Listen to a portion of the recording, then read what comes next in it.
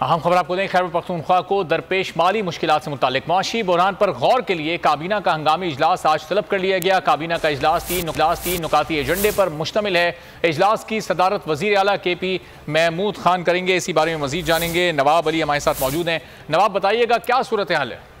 जी बिल्कुल, खैबर पख्तूनख्वा काबीना का इजलास जो है वो आज तलब कर लिया गया है और इस सिलसिले में जो काबीना इजलास है इसकी सदारत वज़ीर आला खैबर पख्तूनख्वा महमूद खान करेंगे। जबकि खैबर पख्तूनख्वा हुकूमत को दरपेश माशी बहरान जो है वो काबीना इजलास में गौर किया जाएगा। जबकि काबीना का इजलास जो है वो 3 नुकाती एजेंडे पर मुश्तमिल है और जिसमें जो है वो बिजली के खालिद मुनाफा और बकायदा की अदम फराहमी करके कबायली अजला के बजट में भी जो है वो एजेंडे में शामिल होंगे। जबकि इसके साथ साथ सूबे में अमन व अमान की जो सूरत हाल है उन पर भी जो है वो एजेंडे में। ठीक है, चलें, बहुत शुक्रिया नवाब अली अपडेट करने के लिए।